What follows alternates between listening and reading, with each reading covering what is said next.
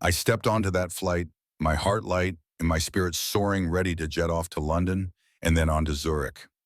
You know that feeling when the world is at your fingertips, so you was dressed in my favorite tailored blazer, the kind you wear when you know you'll be somewhere that counts, that matters first class.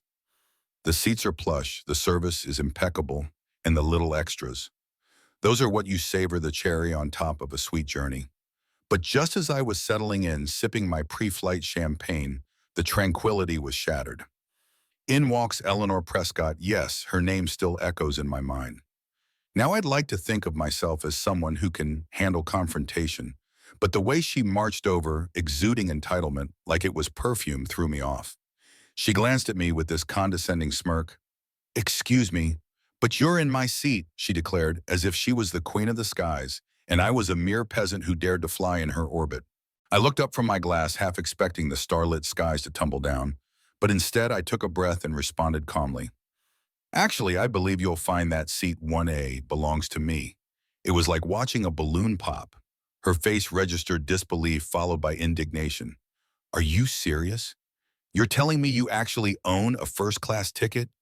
Her derision dripped with every syllable, and the air around us became tense, charged with her assumptions, like she knew just by looking at me that I didn't belong there. "Let me assure you, this seat is very much mine," I said, my voice steady. "I've earned every bit of this." But Eleanor wasn't having any of it. She raised an eyebrow, her tone dripping with skepticism. "You must be mistaken. Someone like you doesn't just get to sit here. I mean, come on, that phrase, someone like you, it hit like a slap, didn't just linger. It set the stage for a deeper narrative, one I had lived too many times before. I felt the fire simmering within me, stirring memories of past encounters where assumptions had been made, moments where I'd been underestimated simply because of the skin I was in. But I had learned to wield my voice, and I wasn't backing down. Just as Eleanor was preparing her next daggers, our flight attendant, Ben, walked over, a calm smile on his face. Little did he know what was brewing above in the cabin. "What seems to be the problem here?" he asked, glancing between us. Eleanor seized the moment. "This person is in my seat. I demand to speak to the captain." The desperation in her tone was almost comedic, but I played it cool, keeping my composure. Ben, who was just trying to keep the peace, nodded and checked the seating manifest. Meanwhile, my mind raced. I could easily pull out my phone and make a call to initiate a corporate response that would make poor Eleanor rethink her sense of entitlement. That's when I pulled my phone from my pocket, texting Michael Vance, the EVP of operations, who just happened to be on standby for an entirely different reason. "Ben, can you alert the captain? Let him know the situation," I said smoothly, feeling the power shift beneath us. You could see the tension in Eleanor's body shift as she realized she wasn't getting her way just because she decided she should. And wouldn't you know it, a moment later Michael appeared, tall, authoritative, with an aura that demanded respect.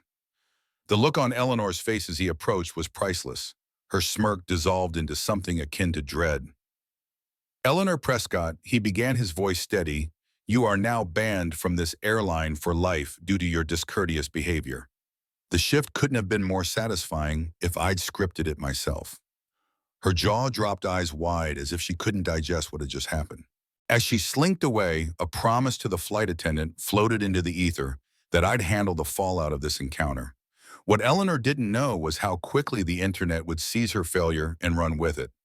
A video of the confrontation went viral. "Entitled woman demands first-class seat from top executive," trends exploded.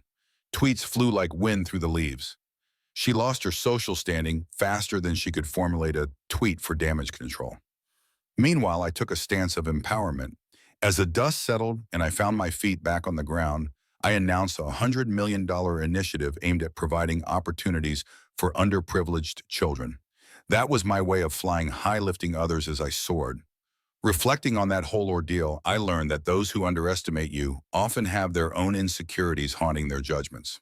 Power dynamics can shift in a heartbeat, and sometimes it's not just about reclaiming your seat.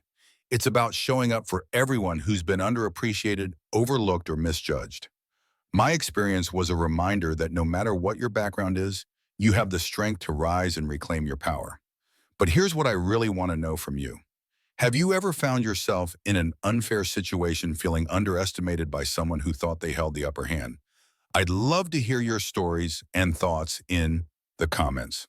What's your take on the boundaries of entitlement and justice? Let's talk about it. If you enjoyed this story, hit that like button and subscribe for more real-life stories of growth and empowerment.